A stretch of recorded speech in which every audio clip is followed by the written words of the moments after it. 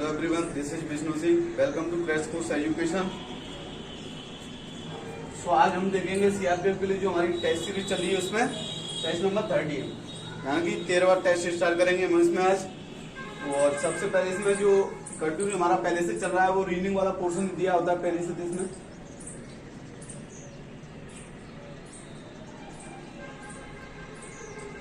तो रीडिंग से क्वेश्चंस देखेंगे। सबसे पहले हमें क्वेश्चंस दिए होंगे इसमें रीडिंग से। आफ्टर दैट मैथ दिया होगा, फिर उसके बाद में हिंदी एंड जी के वाला क्वेश्चन। ठीक है, तो सबसे पहले हम देखेंगे इसमें रीडिंग से क्वेश्चन दिया हमारा पहले वाला। इसमें फर्स्ट हमें इसमें 3 क्वेश्चन दिए इस तरह से अनुपात वाले। तो फर्स्ट वाला क्वेश्चन दिया है सी डी ई वी का अनुपात दिया है हमें एक्स डब्ल्यू वी वाई।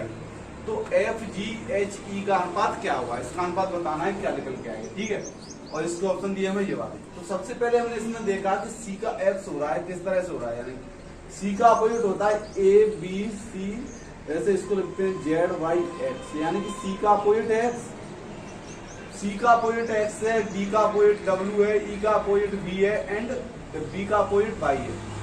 इसी तरह से इसको देखेंगे हम, तो एफ का अपोजिट हमारा क्या होता है इसमें टी, एफ का अपोजिट होता है टी एंड जी का अपोजिट होता है एस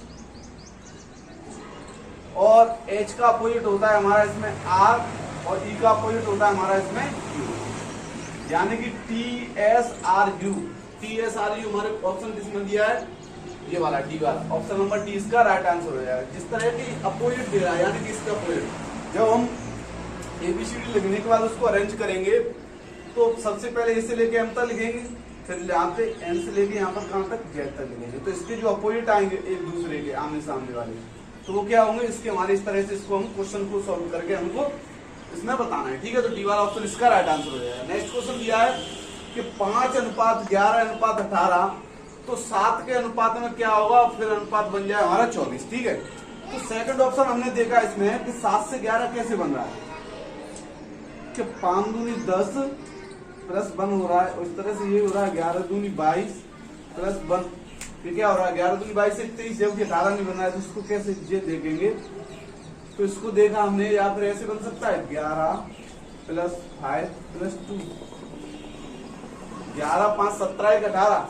अब हम यहाँ पे देखेंगे कि 7 इंटू 2 प्लस 1, यानी कि 7 दूनी 14 15 का, जहां पर 15 आ जाएगी और इसको हमने अरेंज किया, यानी कि 15 प्लस 7 प्लस 2 तो 24 आ रहा है निकल के। 7 और 15 7 22 तो 24, यानी कि 11। इस तरह से ये अरेंज हो रहा है। ठीक है, तो 15 हमारा इसका राइट आंसर हो जाएगा, यानी कि ऑप्शन नंबर डी इसका राइट आंसर हो गया। नेक्स्ट क्वेश्चन दिया हमें थर्ड वाला इसमें कि डी इंटू एच के हमें अनुपात में दिया है 4 इंटू 8, तो हमें बताना है एम इंटू क्यू का अनुपात क्या होगा। ठीक है, इसमें हमने देखा कि डी हमारा, जब हम एबीसीडी अरेंज करते हैं ए बी सी डी 1 2 3 4, यानी कि 4 नंबर पे हमारा डी आता है, तो इसमें हमने रखा है, यानी 4 पे डी आ रहा है और एच आता है 8 पर। इसको यहाँ D E F G H 5 6 7 8, यानी कि एच किस पे आता है 8 पर। तो इसी तरह से हम इसको बताएंगे कि एम हमारा किस पे आता है 13 पर इंटू, और क्यू हमारा किस पे आता है 17 पर। तो इसका क्या हो जाएगा 13 इंटू 17। ऑप्शन नंबर सी इसका राइट आंसर होगा। ठीक है, अब इसमें इसी तरह से हमें जो अनुपात वाले क्वेश्चन दे रहा है हर एक सेट में मतलब इसी तरीके से दे रहा है कि क्वेश्चन या तो अनुपात में ऐसे इसको अरेंज करना है या उसके अपोजिट बताना है, एंड इसके या नंबर से इसके जो इसका नंबर होता है, यानी कि किस नंबर पर वो आता है इसको बताना है। ठीक है, तो ऐसे क्वेश्चन इसमें बता रहे हैं। नेक्स्ट क्वेश्चन देखेंगे इसमें अब। नेक्स्ट क्वेश्चन दिया इसमें कि निम्न प्रश्न 4 से 5 तक, यानी चौथा और 5वां क्वेश्चन दिया हमें कि दिए गए विकल्पों में से विषम शब्द बताना है या शब्द जो संख्या है या युग्म को चुनिए, यानी कि जो अलग है। ठीक है, तो सबसे पहले देखेंगे हमें क्वेश्चन नंबर 4 में ऑप्शन दिए हरियाणा, उत्तर प्रदेश, मध्य प्रदेश और केरल। इसमें हमें माने कि अलग बताना है, सबसे अलग क्या है। हरियाणा को जब हम देखेंगे तो हरियाणा किसका पार्ट है, एक तरह से यूपी का ही है, और इसकी जो यूपी है वो किससे है, एमपी से लगा हुआ है, यानी कि इसकी सीमाएं इन तीनों की लगी है आपस में, बट जो केरल है वो इससे आउट है। तो ऑप्शन नंबर डी इसका राइट आंसर हो जाएगा। नेक्स्ट क्वेश्चन दे रहा है 5वें वाले में दे रहा है ऑप्शन हमें ए वाला 25 से 34, 36 से 45, 49 से 40, 58 से 48। इनके बीच में 9 का डिफरेंस, 9 का इसके बीच में कितने का है? 10 का। तो ये वाला हमारा रॉन्ग हो गया, तो ऑप्शन नंबर डी इसका राइट आंसर। ठीक है, नेक्स्ट क्वेश्चन देखेंगे इसमें अब। इसमें नेक्स्ट क्वेश्चन दिया है, यदि ए डी हो जाए और ई एच हो जाए तो अंग्रेजी वर्णमाला के क्रम में आई को क्या कहेंगे? ठीक है, तो आई क्या हो जाएगा? ए से डी बन रहा है, यानी कि ए डी हो जाए, ए की जगह पर डी और ई की जगह पर एच। कितना आगे जा रहा है? ए बी सी डी यानी +3 हो रहा है और ये भी +3 हो रहा है। तो हमें बताना है आई पे आई के क्या कहेंगे हम। ठीक है, तो आई को +3 करेंगे तो क्या होगा? ठीक है, तो आई को +3 करें तो आई जे के क्या हो जाएगा? यानी कि +3 करना है इसको। ए से डी हो रहा है, B C D, E F G H, I J K L, यानी कि आई क्या हो जाएगा? +3 होने के बाद एल। ठीक है, ऑप्शन नंबर सी इसका राइट आंसर हो जाएगा। नेक्स्ट क्वेश्चन दिया है, टी तथा के एक दूसरे से 5 किलोमीटर की दूरी पर है, यानी कि हमने माना ये टी है और ये के है, इनके बीच में जो दूरी है 5 किलोमीटर है। एफ टी से पूर्व की दिशा में 3 किलोमीटर की दूरी पर है, यानी कि एफ है पूर्व किधर होता है हमारा? इस तरह से पूर्व, पश्चिम, उत्तर, दक्षिण। तो पूर्व इस दिशा में हो जाएगा और इस दिशा में एफ है वो कितना है? 3 किलोमीटर की दूरी पर। तो हमें इसमें से जो ये हमने सॉल्व करने के बाद हो गया जो ऑप्शन दिए हमें ये वाले, तो इसमें से बताना है कि ये राइट वाला ऑप्शन क्या होगा।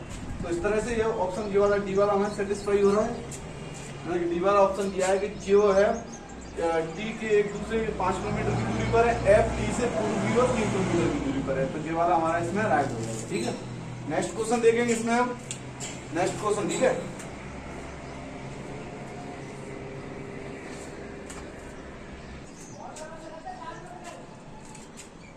तो इसमें रीडिंग का लास्ट क्वेश्चन दिया है हमें। एक पैराग्राफ दिया है इस तरह से बना के हमें, और इसमें दे रहा है कि इस रेखा चित्र का अध्ययन करके उसे पहचानिए जो कि तीनों को प्रदर्शित कर रहा है, यानी कि उसमें रसायन विज्ञान और गणित और भौतिकी यानी कि तीनों को रिप्रेजेंट कर रहा होगा। तो फर्स्ट देखेंगे जो आर है वो ओनली भौतिकी को रिप्रेजेंट कर रहा है, ए है वो रसायन विज्ञान को, एंड सी है वो क्या है? गणित को रिप्रेजेंट कर रहा है। अब देखा इसमें कि जो एस है वो क्या कर रहा है? इन दोनों को रिप्रेजेंट कर रहा है, इन दोनों को, और पी है वो इन दोनों को रिप्रेजेंट कर रहा है, एंड टी है वो इन दोनों को रिप्रेजेंट कर रहा है। ठीक है, तो बचा क्या? टी ओनली यू, जो अकेला यू है वो क्या है? वो यू है जो तीनों को रिप्रेजेंट कर रहा है, यानी कि ऑप्शन नंबर सी ए वाला हमारा इसका राइट आंसर हो जाएगा। ठीक है, इसी के साथ हमारा जो है वो रीडिंग वाला पोर्शन हमारा कंप्लीट होता है, एंड इसमें आप देखेंगे मैथ्स से क्वेश्चन। तो इसमें मैथ्स से फर्स्ट क्वेश्चन दिया है हमें इसमें 45 विद्यार्थियों की एक कक्षा में 25 लड़कों का औसत भार 38 किलोग्राम है, 20 लड़कियों का औसत भार 32 किलोग्राम है। तदनुसार कक्षा में सभी विद्यार्थियों का औसत भार क्या होगा? ठीक है, सबसे पहले हमने देखा कि टोटल विद्यार्थी कितने? 45। 25 जो लड़के हैं बॉयज उनका कितना है? 38 इंटू 25 लिखाना, तो 25 का इसमें इंटू करें तो कितना आ गया? 25 चौक 100, 25 अट्ठे 200, 0 20 बचे, और 25 75 और 20 95, यानी कि 950 किलोग्राम। फिर देखा 20 गर्ल्स, इनका देखेंगे 32 इंटू 20, 32 दूनी 64 यानी कि 640 किलोग्राम इसका हो गया। अब निकालना कितना है टोटल इसका हमें, तो सबसे पहले इसको ऐड करेंगे, तो 4 5 4 9 9 6 15 यानी 1590 टोटल भार है उनका, और टोटल कितने विद्यार्थी है? 45। इसको 45 से डिवाइडेड करें तो कितना आएगा निकल के? 5 9 45 और 5 3 15, 5 1 5 और 8 5 40। ठीक है, अब इसको 3 से काटेंगे, 3 त्रिक 9, 3 त्रिक 9, 3 1 3 0 3 18। ठीक है, तो क्या आएगा निकल के? 106/3। अब इसको 3 से डिवाइडेड करें, 3 त्रिक 9, हासिल 1 बची इसमें, तो कितना हो गया? 16, 3 5 15, 35 दशमलव कितना 10 हो गया, और 3 त्रिक 9, 3 त्रिक 9, यानी कि इस तरह से जो उनका औसत किलोग्राम होगा वो 35.33 किलोग्राम। ठीक है, इस तरह से इसको दे दें। नेक्स्ट क्वेश्चन दिया है 2 किलोग्राम 250 ग्राम को 1 क्विंटल प्रतिशत में व्यक्त कीजिए, यानी कि क्विंटल में बताना है। यानी कि हमारा भार कितना है 2.25 किलोग्राम, और 1 क्विंटल में कितना भार होता है टोटल 100 किलोग्राम। 100 इंटू परसेंट लगाने के लिए 100 का इंटू करेंगे, इसमें 0 से 0 काट दी तो कितना बच गया हमारा 2.25%। जो इसका परसेंट में चेंज करेंगे तो क्या निकल के 2.25%। ठीक है, नेक्स्ट क्वेश्चन देखेंगे इसमें अब। सो नेक्स्ट क्वेश्चन दिया इसमें कि 5वीं से 10वीं तक के जो छात्र हैं उनका औसत दिया हमें 50, जबकि उनमें 5वीं से 9वीं तक के छात्रों का औसत दिया है 54। तो 10वीं के छात्रों की संख्या बतानी है। सबसे पहले हमने देखा कि 5वीं से 10वीं तक के छात्र का जो औसत है वो कितना है 50। इसमें कितनी क्लास आ रही है हमारी 5, यानी कि 5 से 10वीं तक 5 क्लास, 5 क्लास इसमें आ रही तो इंटू 5 करेंगे इसमें तो कितना आगे निकल के 250। ठीक है, एंड नेक्स्ट जब हमने देखा कि 5 से 9वीं तक, 5वीं से 9वीं तक के छात्र कितना दे रहा है हमें 54 दे रहा है, तो इसका इंटू किया हमने कितना आ रहा है निकल के इसका 4, यानी कि 5 से 9 कितना 4 क्लासेस में आ रही है, इंटू 4 किया तो कितना निकल के 4 चौक 16 की 6, हासुल की 1 और 5 चौक 20 1 21। नहीं इसमें ऐसा हो जाए, यानी 5वीं से 10वीं तक कितनी क्लास होगी, 5वीं को भी इसमें गिनेंगे तो कितनी होगी 6, और इसमें कितनी होगी 5। जब इसको हमने 5 6 से इंटू किया तो कितना 6 5 30 300 आ गया, एंड इसको जब हमने 5 से किया तो कितना आगे निकल के 5 चौक 20 की 0, हासिल की 2 5 25 2 27, यानी कि 270। अब हमें ये कितना आ गया हमारा, ये तो हो गया 1 से लेके मतलब 5 से लेके 10वीं तक, और ये हो गया लेके 5 से तक 9वीं तक, यानी कि इसमें से इसको घटा देंगे, जो बचेगा वो किसका बचेगा 10वीं का बचेगा। इसको घटाया तो कितना आगे निकल के 30, यानी कि 10वीं के छात्रों की संख्या होगी वो कितनी होगी 30। 10 इसका आंसर हो जाएगा 30। ठीक है, नेक्स्ट क्वेश्चन दिया है 3000 रुपए का 4 सही 1/5 वार्षिक दर पर 2 वर्ष का सारण है, क्या होगा। हम ऐसा ही निकालेंगे इसका, तो क्या होता है formula P into R into T upon 100।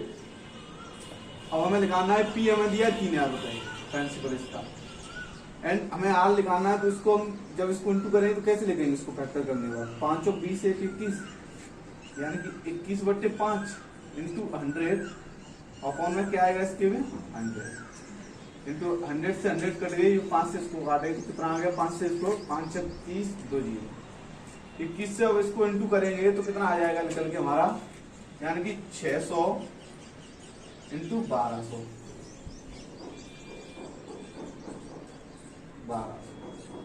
कितना आगे निकल के 0 0 6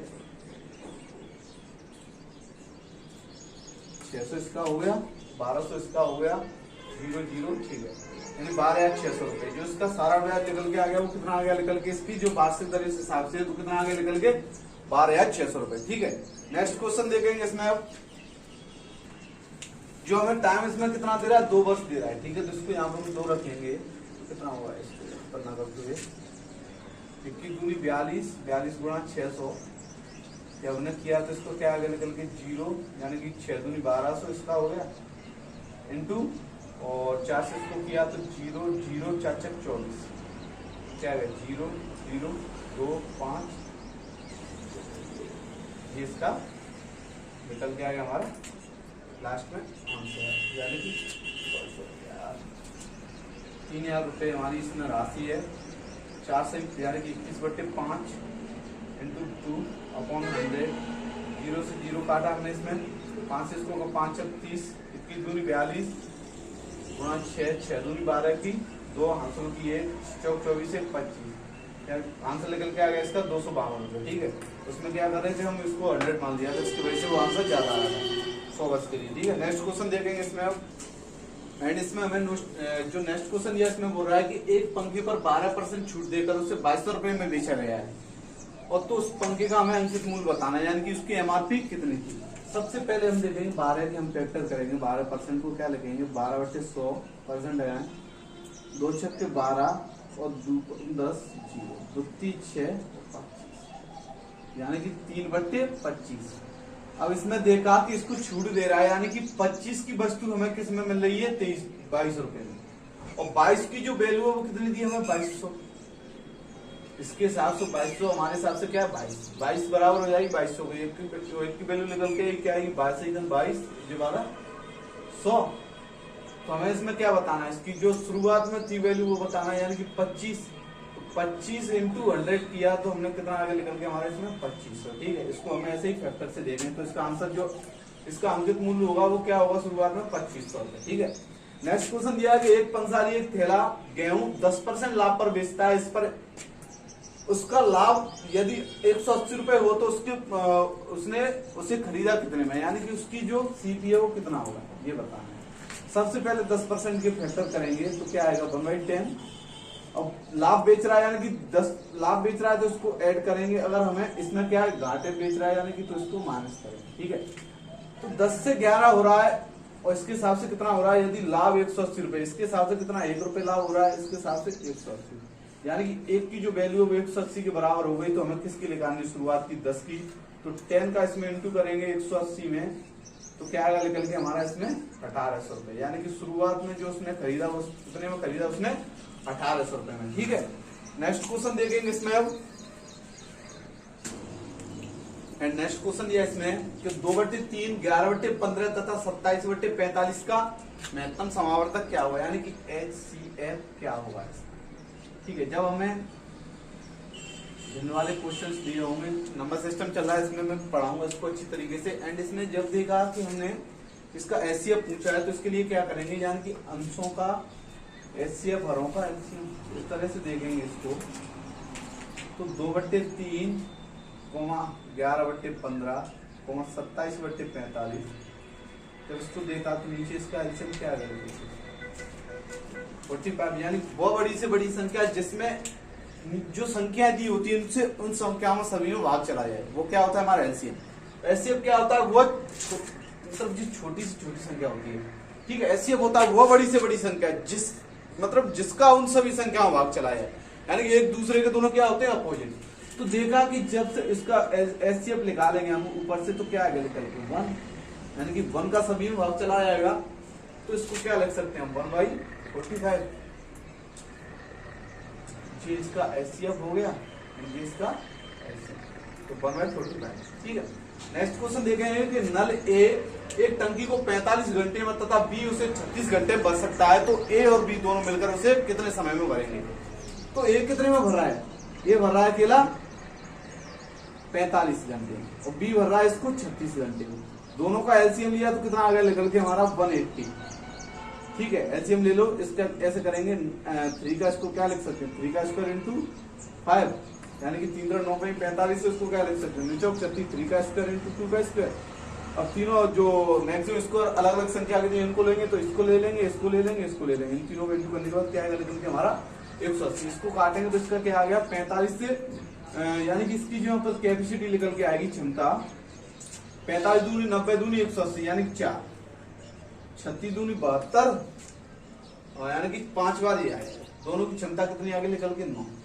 अब इसको देख रहा है टोटल कितना भर रहा है, इसको 180 बनना है और क्षमता दोनों की कितनी है 9 बनने की। 9 से इसको डिवाइड किया, 9 दूनी 18, यानी 20 घंटे में अगर दोनों नलों को खोल दिया जाए तो उस टंकी को कितनी देर में भर देंगे, 20 घंटे में उस टंकी को फुल भर देंगे। ठीक है, नेक्स्ट क्वेश्चन देखेंगे इसमें।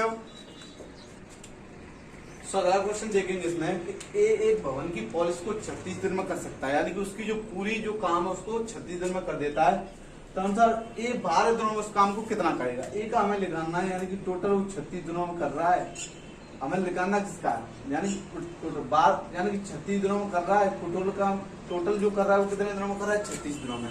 अब पूछ क्या रहा है 12 दिनों में कितना कर सकता है, तो इसको 12 से इसको ऐसे लिखेंगे कि 12/36 क्या आएगा निकल के 12 × 12 12 × 36 ये कितना काम करेगा वो 1/3 बार, यानी कि डायरेक्ट भी बता सकते हैं कि 36 दिन में वो पूरा कर रहा है। तो इसका जो 12 दिन में 12 के 3 भाग करेंगे, 12 12 12, टोटल कितना हुआ 36। एंड इसका जो भाग होगा वो कितना हुआ 1/3 के भाग को करेगा कंप्लीट 12 दिन में। ठीक है, नेक्स्ट दे रहा है 50 × 5 × 0.5 का मान क्या होगा। इसको देखो पॉइंट हटाया, नीचे 0 से 0 काट दी, 55 25 25 125, यानी कि इसका मान क्या होगा 125। ठीक है, इजी क्वेश्चन पूछता है, इतना हार्ड पेपर नहीं आता है। ठीक है, तो इस तरह से इसको देखेंगे। नेक्स्ट क्वेश्चन देखेंगे इसमें, एंड नेक्स्ट क्वेश्चन दिया इसमें कि 52,260 के लघुत्तम समावर्त में 10 जोड़ने पर क्या होगा, यानी कि इन दोनों का जब एलसीएम निकालेंगे और इसमें 10 ऐड करने के बाद जो आंसर आएगा वो निकल के क्या आएगा। तो देखेंगे इसमें कि 52 और 260 इसका एलसीएम निकाल, 2 दूनी 4, 2 छक्के 12 और इसका होगा 2 एकम 2, 2 3 6 0। तो 2 से काटा 13 और 2 छक्के 12 65। ठीक है, फिर 13 से काटा 13 एकम 13, 13 पहिया 65। फिर इसको देगा 5 से काटा, क्या निकल के 2 दूनी 4, 4 पहिया 20, 20 गुणा 13 260 और इसमें 10 ऐड करेंगे यानी कि प्लस 10, तो कितना आगे निकल के फाइनल जो आंसर आएगा 270 इसका आंसर हो जाएगा। ठीक है, नेक्स्ट क्वेश्चन दिया है, यदि किसी धन पूर्णांक को 6 या 7 या 8 से विभाजित करने पर हमेशा शेषफल है वो 1 आता है, तो वो पूर्णांक क्या है। धन पूर्णांक बताना है कि यानी कि पॉजिटिव इंटीजर नंबर्स दिए हैं, यानी कि इनमें से देखेंगे सबसे पहले ऑप्शन 1, 6 से इसको डिवाइड करेंगे 64 42, रिमाइंडर 1 बच रहा है, 7 6 42 यानी कि रिमाइंडर भी कितना बच रहा है 1। 8 से देखेंगे 8 5 40, रिमाइंडर क्या बच रहा है इसमें 3, यानी कि ये नहीं होगा। बी वाले को देखेंगे 57, 6 से काटेंगे इसको सबसे पहले 6 नाम 54, यानी कि इसमें रिमाइंडर 3 आ रहा है, इसको घटाओ, ये भी नहीं होगा। 85, 6 से इसको काटा तो कितना आएगा 6 गन 6 और 6 चौक 24 यानी कि 1 रिमाइंडर। सेकंड 7 से काटेंगे 7 एकन 7, 7 दूनी 14 रिमाइंडर 1। 8 से काटेंगे तो कितना आ रहा है रिमाइंडर 5 लेकर, यानी कि ये वाला भी नहीं होगा। सब फिर देखेंगे लास्ट में 169, जब 169 को हम 6 से डिवाइडेड करेंगे यानी कि 6 दूनी 12, कितना बचा 4 49, 6 7 42 6 48, यानी कि रिमाइंडर क्या बच रहा है इसके लिए 1, यानी कि जो 6 से डिवाइडेड होने के बाद रिमाइंडर 1 बच रहा है इसमें। 7 से करेंगे तो 7 से कितना आएगा निकल के इसमें 7 दूनी 14, 2 बचे 7 के 7 चौक 28, यानी कि रिमाइंडर इसमें भी 1 बच रहा है। 8 से काटेंगे इसको तो 8 दूनी 16 और 8 एकन 8, यानी कि 9 का रिमाइंडर कितना बच रहा है इसका 1, यानी कि 169 वो धन पूर्णांक संख्या है, यानी कि बहुत पॉजिटिव इंटीजर नंबर है जिसको इन तीनों संख्याओं से डिवाइडेड करने के बाद जो रिमाइंडर है वो हमेशा कितना बच रहा है 1। ठीक है, नेक्स्ट क्वेश्चन देखेंगे इसमें अब, एंड लास्ट क्वेश्चन देखेंगे इसमें कि निम्न में से कौन सी संख्या यानी कि 1/5 1/6 का जो औसत है वो क्या आएगा निकल के। ऑप्शन दिए हमें ये वाले। औसत निकालने के लिए क्या करते हैं हम, सबसे पहले इन दोनों को ऐड करेंगे, यानी कि 1/5, यानी कि इसके लिए हमें डिवाइड देने की जरूरत नहीं है क्योंकि एलसीएम है वो पीछे से निकल के आया, वो कितना आएगा निकल के 25 और ये 25 यानी कि 5 यहाँ पर और 13 यहाँ पर, दोनों को ऐड किया कितना बच्चा 18/25, यानी कि जो औसत है एवरेज वो क्या आएगा निकल के। दोनों को एवरेज इस तरह से निकाल देंगे, यानी कि सभी संख्याओं को जोड़कर उसमें डिवाइड करते थे, तो इसमें डिवाइड 25 से किया और संख्याओं को जोड़ दिया, वो संख्या क्या होंगी 13 और 5। ठीक है, तो औसत निकल के आएगा इसका 18/25, यानी कि ऑप्शन नंबर डी इसका राइट आंसर हो जाएगा। इसी के साथ हमारा जो मैथ वाला पोर्शन है वो कंप्लीट होता है, एंड इसमें जो रीजनिंग और वो रीजनिंग वाला हो चुका है और मैथ्स वाला हो चुका है, एंड इसमें जो जीके वाला और इसमें हिंदी वाला बचा है तो उसको सरा के कंप्लीट कराएंगे। ठीक है,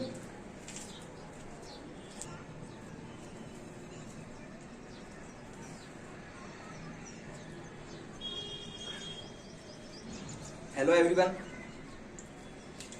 जय हिंद। सबसे पहले आप लोगों को सभी को जय हिंद जय भारत।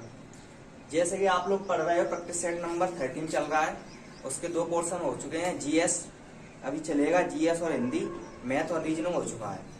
तो क्लास स्टार्ट करते हैं सबसे पहले जीएस वाले पोर्शन के साथ।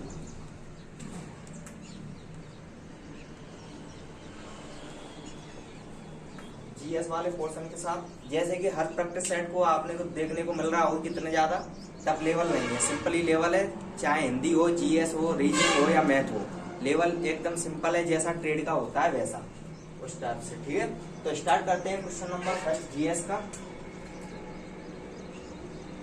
क्वेश्चन नंबर 1 है जीएस का, इसमें पूछा है मिसलेनियस से क्वेश्चन है, ज्योग्राफी बोलते हैं जिसे, कि विश्व की सबसे गहरी झील,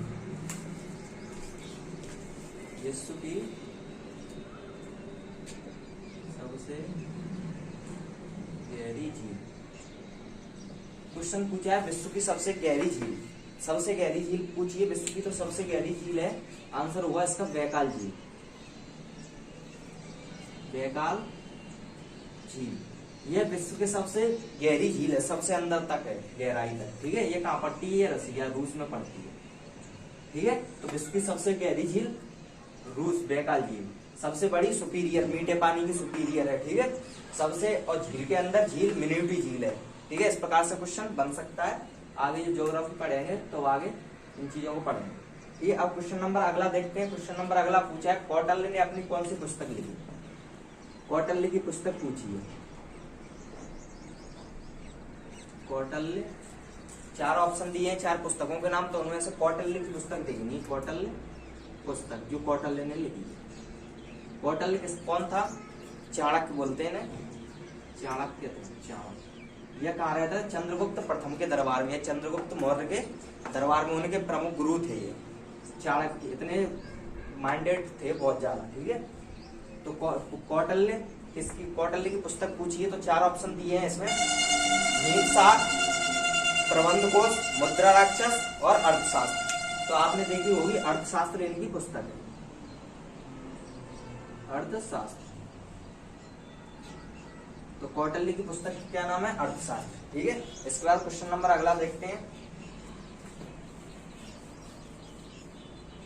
क्वेश्चन नंबर 3 पूछा है, पूर्ति और मांग के आधार पर किसका निर्धारण होता है?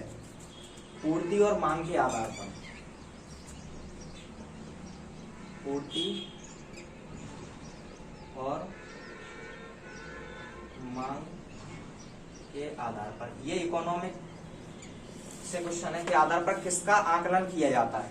जैसे पूर्ति, कोई भी चीज उत्पादन कितना हो रहा है, मांग कितनी मांगी जा रही है। जैसे कोई भी चीज है, जैसे अभी देख लो कोरोना वैक्सीन है, तो कितनी पूर्ति हो रही है उसकी, कितनी जरूरत थी उतनी पूर्ति हो रही है, और मांग कितनी जरूरत पड़ रही है उसके लिए।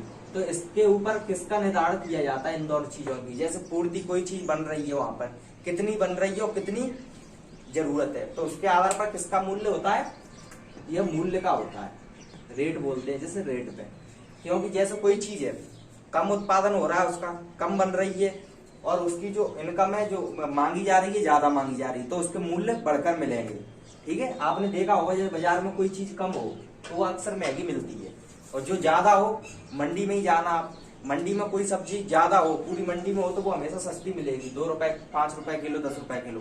और जो 1-2 जगह ही मिलेगी तो वो महंगी मिलेगी। इस प्रकार से पूर्ति और मांग के आधार पर मूल्य का आकलन किया जाता है, ठीक है। क्वेश्चन नंबर अगला है कि महात्मा गांधी राष्ट्रीय ग्रामीण गारंटी कार्यक्रम के 100 दिनों के रोजगार की गारंटी किससे मिलती है?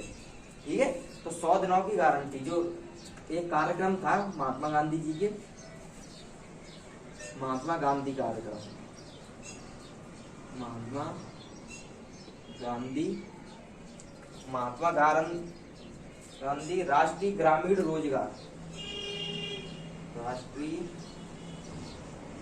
ग्रामीण रोजगार, यह रोजगार से संबंधित है। गांधी जी के राष्ट्रीय रोजगार के संबंध में 100 दिनों तक रोजगार, ये स्कीम आई थी, एमपी में भी आई थी कि 100 दिनों की जो मजदूरी, जो कार्य नहीं कर रहे हैं, कोई भी लोग जो मजदूर वगैरह होते हैं वो घर पर रहते हैं, तो इसकी अपेक्षा इन्हें 100 दिनों तक काम मिलेगा, और 100 दिनों के काम के लिए इन्हें कुछ है पर डे के हिसाब से इनकम मिलेगी, ठीक है। तो ये किससे संबंधित है? ये प्रत्येक परिवार से है, ये नहीं है कोई भी लोग जा सकता है, इसे प्रत्येक परिवार का होता है, ये प्रत्येक परिवार से होता है। ये अपने स्टेट एमपी में भी आई थी, जैसे मजदूर वगैरह इन्हें कोई काम नहीं मिल रहा, तो इस राष्ट्रीय ग्रामीण रोजगार के अनुसार इस स्कीम के द्वारा इन्हें 100 दिन का काम दिया जाएगा, और 100 दिन में पर डे के हिसाब से इन्हें कुछ रुपए दिए जाते हैं, 60 रुपए 70 रुपए कुछ ऐसा था स्कीम के द्वारा। आते तो ज्यादा है लोग, पर बीच में ही खा जाते हैं, ठीक है। अगला क्वेश्चन देखते हैं हम। अगला क्वेश्चन पूछा है ब्रिटिश ईस्ट इंडिया की स्थापना, ब्रिटिश ईस्ट इंडिया की स्थापना। ब्रिटिश ईस्ट इंडिया कंपनी क्या थी? ब्रिटिश ईस्ट इंडिया कंपनी वो थी जब अंग्रेज भारत में अपनी कंपनी लेकर भारत में स्थापित करने के लिए आए थे, ठीक है। जब इंग्लैंड में अंग्रेज रहते हैं, विक्टोरिया वगैरह वहीं पे, तो जब इंग्लैंड से आए थे कुछ अंग्रेज भारत में, तब अपने यहाँ क्या चलती थी, रियासतें राजा वगैरह चलते थे, तो धीरे धीरे उन्होंने राजाओं से संबंध बनाए और उनकी रियासतों में छोटे मोटे व्यापार करने लगे और धीरे धीरे अपना स्थायित्व इतना बढ़ा लिया कि वो राजा भी उनके नीचे आ गए। बस आपस में व्यापार करते थे, उनका राज्य रहता था। अपने सैनिक, इंडियन सैनिक जो भारत के थे, वो कार्य करते थे, भारत के मजदूरी कार्य करते थे। उन्हें ना कोई पगार, बस 2 वक्त का खाना मिलता था, इसमें ही काम करते थे। ठीक है, तो इनकी ये पॉलिसी थी यहाँ पे आके व्यापार करना। जितने आए, डच आए, पुर्तगाल आए, ईस्ट इंडिया कंपनी आई, जितने भी आए सब व्यापार के मकसद से आए थे। उनका मकसद एक ही था, वहां से 1-2 लोग आते थे, यहाँ पर ऐसा व्यवहार करते थे राजाओं से, रियासतों में, कि उनके इतने घनिष्ठ हो जाते थे कि वहाँ व्यापार चालू कर देते थे। और जो इंडियन या भारत के लोग होते थे गरीब, ये मजदूरी करते थे, इन्हें कोई रुपए पैसा नहीं मिलता था। ठीक है, तो इस प्रकार से तो ये ईस्ट इंडिया कंपनी की स्थापना कब हुई? इसकी स्थापना हुई 1600 ईस्वी में। तो 1600 ईस्वी में इसकी स्थापना हुई थी। ठीक है, इसके बाद अगला क्वेश्चन देखते हैं। अगला क्वेश्चन पूछा है, लोकतंत्र में क्या होता है? डेमोक्रेसी बोलते हैं जिसे, लोकतंत्र। तो लोकतांत्रिक, डेमोक्रेसी एक पॉलिटिक्स समझ सकते हो तुम। लोकतंत्र, लोकतंत्र, इसमें लोकतंत्र पूछा है। तो लोकतंत्र अब हम डेमोक्रेसी को बोल सकते हैं या पॉलिटिकल को बोल सकते हैं। ये एक ऐसी चीज होती है, इसमें जनता के द्वारा नेता को चुना जाता है, चाहे ग्राम पंचायत हो, विधानसभा हो, लोकसभा हो, राज्यसभा हो, कहीं भी हो। तो लोकतंत्र वो होता है जो लोगों के द्वारा किसी पद के अधिकारी को चुना जाए, मनोनीत किया जाए।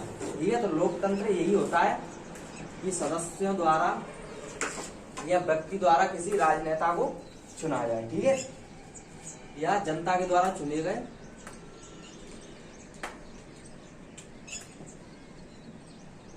जनता द्वारा चुने गए राजनेता। लोकतंत्र अपना जो संविधान है वो भी लोकतंत्र के आधार पर बनाया गया है। उसमें सभी पदों को बताया गया है, प्रधानमंत्री, राष्ट्रपति, उपराष्ट्रपति, मुख्यमंत्री। ठीक है, तो इस प्रकार लोकतंत्र वही होता है, डेमोक्रेसी, जो जनता द्वारा किसी सदस्य को चुनाकर वो अपना देखभाली करे, उस समय वो पूरा कार्य करे। ठीक है, इस प्रकार। क्वेश्चन नंबर अगला देखते हैं। इसमें कालिदास की पुस्तक पूछी है। इसमें कालिदास, ये पुस्तक इम्पोर्टेंट है, आगे चल के मैं पढ़ा दूंगा, एक वीडियो प्रॉपर इसी को बना दूंगा। तो कालिदास की पुस्तक पूछी है, कालिदास। तो कालिदास की पुस्तक होती है अभिज्ञान शाकुंतलम। अभिज्ञान शाकुंतलम, अभिज्ञान शाकुंतलम, ये कालिदास की पुस्तक है। ठीक है, और भी पुस्तक है कालिदास की, तो आगे चल के हम पढ़ लेंगे। ठीक है, अगला क्वेश्चन देखते हैं। बुद्ध का निर्माण हुआ था। बुद्ध, गौतम बुद्ध आपने सुने होंगे, बुद्ध धर्म की स्थापना की थी गौतम बुद्ध, या बुद्ध का निर्माण हुआ, उन्हें बुद्ध बोलते हैं। अब निर्माण क्या होता है? निर्माण चीज, किसी वस्तु को बनाना या किसी चीज को बनाना निर्माण। लेकिन यह निर्वाण पूछा है। निर्वाण होती है मृत्यु, यह पहले की भाषा में इसे निर्वाण बोलते थे। ठीक है, तो निर्वाण को बोलते हैं मृत्यु। तो इनकी मृत्यु कहाँ हुई थी? क्वेश्चन पूछा, बुद्ध की मृत्यु कहाँ हुई? तो इनकी मृत्यु हुई थी कुशीनगर में। कुशीनगर, ठीक है, कुशीनगर में इनकी मृत्यु हुई थी बुद्ध की, और निर्वाण मृत्यु बोलते हैं। ठीक है, इस प्रकार से ये क्वेश्चन है। क्वेश्चन नंबर अगला देखते हैं। इसमें क्वेश्चन अगला पूछा है कि अपना स्टेट है ईटानगर किसकी राजधानी है? तो ईटानगर शायद आपको पता हो, राजधानी 28 है इस टाइम का, राज्य है 8 केंद्र शासित प्रदेश हैं, तो उसमें से पूछिए। ठीक है, तो इसमें क्या पूछा है कि ईटानगर किसकी राजधानी है? तो ईटानगर आप लोगों को पता है अरुणाचल प्रदेश की। ठीक है, तो हाई ऑफ आप लोगों को याद होंगी 28 राज्य राजधानी और 7 केंद्र शासित प्रदेश। क्योंकि ये इतना बड़ा लेवल का एग्जाम नहीं है, तो इसमें तो कुछ भी पूछ सकता है। ठीक है, तो याद कर लें इनको। मुख्यमंत्री, राज्यपाल कौन है, मुख्यमंत्री कौन है। ठीक है, इस प्रकार से। अगला क्वेश्चन है, पूछा है सौरमंडल का सबसे बड़ा ग्रह। तो ये तो आप लोगों को पता है, सौरमंडल का सबसे बड़ा ग्रह कौन सा है? बृहस्पति। सबसे छोटा पूछे तो बुध, सबसे गर्म पूछे तो शुक्र। ठीक है, सबसे गर्म शुक्र होगा, बल्कि सबसे नजदीक पूछे तो बुध होगा। ठीक है, और क्वेश्चन और भी बनते हैं सौरमंडल से, जैसे पृथ्वी की भगनी किसे कहते हैं, पृथ्वी की बहन है, इस प्रकार से सुबह का तारा, भोर का तारा, शाम का तारा, इस प्रकार से क्वेश्चन बनते हैं। तो आगे सौरमंडल पढ़ेंगे, उसमें हम क्लियर कर लेंगे। ठीक है, इसके बाद ये थे जीएस के कुछ क्वेश्चन। इसके बाद हिंदी का पोर्शन आता है, हिंदी के क्वेश्चन देखते हैं। वही लेवल हिंदी का है जो पिछले प्रैक्टिस सेटों में हमने देखा, जैसे वन वर्ड थे, फिल इन द ब्लैंक थे, और जो एरर दिए थे 4, एक सही दिया है उसमें से गलत देखने हैं, इस प्रकार से क्वेश्चन। तो इसमें पहला क्वेश्चन है हिंदी का, मलेरिया चेचक, फिल इन द ब्लैंक से है, मलेरिया चेचक फिल इन द ब्लैंक रोगों की वृद्धि विश्व संगठन के लिए चुनौती बन गई है। तो मलेरिया चेचक रोग कैसे हैं? अनुगामी, जो प्रॉपर चल रहे हैं अनुगामी रोगों, तो फिल इन द ब्लैंक में अनुगामी हो जाएगा। तो मलेरिया चेचक आदि अनुगामी रोगों, अनुगामी रोग का या तो संक्रामक रोग, जैसे एक दूसरे से फैलते हैं, इस प्रकार से। ठीक है, अगला क्वेश्चन दिया है इसमें, सम्राट अशोक की अनेक राजकीय उद्घोषणाएं फिल इन द ब्लैंक के रूप में मिलती हैं। तो सम्राट अशोक की किस रूप में मिलती है? शिलालेखों के रूप में। आपने पढ़ा होगा इनके कई शिलालेख हैं, वो देखने को हमें मिलते हैं। ठीक है, एक अगला क्वेश्चन दिया है, जो लोग दूसरों के धर्म के लिए निंदा करते हैं उन्हें क्या कहते हैं? 4 ऑप्शन दिए हैं, इसमें गलती देखनी है। जो लोग दूसरे के धर्म के लिए निंदा करते हैं और उनकी पूजा विधि का मजाक उड़ाते हैं, वे कभी भी देश के आदर्श नागरिक नहीं बन सकते। तो ये क्वेश्चन देखना है, इसमें एरर कौन सा है? तो देश के नागरिक नहीं बन सकते, ऑप्शन तीसरा है। चौथा है नो एरर। तो इसका ऑप्शन कौन सा बनेगा? इसका ऑप्शन बनेगा जो लोग दूसरों के धर्म के लिए निंदा करते हैं। तो धर्म के लिए निंदा नहीं की जाती। ठीक है, तो इस प्रकार से ये एरर हो जाएगा। ऐसे ही अगला क्वेश्चन दिया है, जैसे ही मुख्य अतिथि द्वार में प्रवेश करें, मुख्य अतिथि, तो मुख्य अतिथि द्वार में प्रवेश नहीं करें, इसका ये हो जाएगा मुख्य द्वार में अतिथि प्रवेश करे, तो मुख्य द्वार, इसका ऑप्शन यही हो जाएगा। ठीक है, अगला क्वेश्चन देखते हैं, इसमें समानार्थक देखना है, सिमिलर क्वेश्चन देखने हैं। सर्पन से शरीर में जहर फैल जाता है, तो शरीर के नीचे अंडरलाइन है, इसका समानार्थी देखना है, सिमिलर देखना है। तो शरीर का सिमिलर क्या होता है? तन बोल सकते हैं, बॉडी।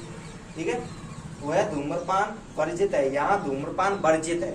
तो वर्जित को अपन क्या बोल सकते हैं? वर्जित माने नहीं होता है, तो इसे निषिद्ध भी बोल सकते हैं। ठीक है, निषिद्ध आपने लिखा हुआ है, यहाँ धूम्रपान निषिद्ध है, इस प्रकार से। ठीक है, अगला दिया है, इस नीरस कविताओं को छोड़कर कोई कविता सुनाइए। तो नीरस का पूछा है, नीरस मान क्या होता है? नीरस का सिमिलर क्या बोल सकते हैं? सरस, सरल भाषा में। ठीक है, तो सरल भाषाओं में कविताओं को सुनाइए, ये कह रहा है। ठीक है, तो नीरस की जगह पर सरस हो जाएगा। मन के हारे हार, ये मुहावर लोकोक्ति टाइप है, मन के हारे हार और मन के जीते, फिल इन द ब्लैंक दिया है, तो मन के जीते जीत हो जाएगी। ठीक है, अगला क्वेश्चन दिया है इसमें, मैंने इशारा आज काम किया है। ये एक टॉपिक दिया है, मतलब एक वाक्य दिया है, ये गलत है, इसका सही रूप देखना है। मैंने ही सारा आज काम किया है, तो इसका क्या हो जाएगा? सिमिलर सही क्या हो जाएगा? मैंने ही आज सारा काम किया है। ठीक है, ऑप्शन इसमें हो जाएगा, आज हमने ही सारा काम किया है, अपन ने ही, तो ये गलत है। आज सारा काम मैंने ही किया है, तो ये गलत, सही हो जाएगा। ठीक है, अगला क्वेश्चन है, बालक को फल को काटने के बाद खिलाओ। बालक को फल को काटने के बाद खिलाओ, तो ये बालक भी कट रहा है, फल भी कट रहा है, तो दोनों तो नहीं कट सकते, ओनली फल कटेगा। तो इसको बालक को काटकर फल खिलाओ, तो बालक को काटकर फल, तो बालक को काटकर फल खिलाओ, तो बालक को काटकर तो फल खिलाया नहीं जाएगा। ऑप्शन अगला देखते हैं, बालक को खिलाओ फल काटकर, तो ये भी सेंस सही नहीं बन रहा, तो क्या हो जाएगा? फल काटकर बालक को खिलाओ, इस प्रकार से हो जाएगा। ठीक है, अगला क्वेश्चन है, आकाश पाताल एक करना। ये मुहावरा है, तो मुहावरे का अर्थ बताना है, आकाश पाताल एक करना, तो इसके लिए बहुत परिश्रम करना, कठिन मेहनत करना। ठीक है, इसके बाद अगला है, कच्चा चिट्टा खोलना। तो कच्चा चिट्टा खोलने का मतलब क्या है? गुप्त बातें खुल जाना, जो गुप्त बातें चलती किसी को नहीं पता, तो उसका खुल गया, अपन बोलते हैं कच्चा चिट्टा खुल गया। ठीक है, अब दिया है, बनवर्ड जो एक जाति से दूसरी जाति के बीच हो, जो एक जाति के और दूसरी जाति दोनों के बीच में हो, उसे क्या बोलते हैं? अंतर जातीय। ठीक है, दोनों के बीच में हो, एक जाति से दूसरी जाति के बीच में हो। ठीक है, अगला क्वेश्चन देखते हैं इसमें, जिसे कर्तव्य ना सूझ रहा हो, जिसे कर्तव्य ना सूझ रहा हो, कोई काम करना नहीं सूझ रहा हो, तो क्या बोलते हैं? किम कर्तव्य समूह। ठीक है, किम कर्तव्य मूढ़म। ठीक है, इस प्रकार से ये दिया है। किसी विशेष मत को मानने वाला, किसी विशेष मत को मानने वाला क्या होगा? मतम बली। ठीक है, जैसे बोलते हैं मतम लवी। ठीक है, मतम बली बोलते हैं। तो इस प्रकार से ये हिंदी का पोर्शन था, इसमें वही था जो हर प्रैक्टिस सेट में देखने को मिल रहा है, वही जो बिलोंग शब्द दिए हैं, वन वर्ड दिए हैं, फिल इन द ब्लैंक है। ठीक है, ग्रामर का इतना बड़ा पोर्शन कोई है नहीं, 10 छंद अलंकार जो होते हैं उनमें से कुछ नहीं पूछ रहा। संधि 1-2 प्रैक्टिस सेट में देखने को मिली। तो यही लेवल है, ज्यादा कठिन नहीं है। यह प्रैक्टिस सेट देखते रहे। तो आई होप यह प्रैक्टिस सेट आप लोगों को समझ में आया होगा। तो इस प्रकार ही प्रैक्टिस सेट देखते रहें और अपने घर पे पढ़ते रहें, रिवीजन करते रहें। और जो भी आपको समस्या आ रही हो तो कमेंट बॉक्स में कमेंट के माध्यम से हमको बता सकते हैं। ठीक है। So thank you all of you. जय हिंद, जय भारत।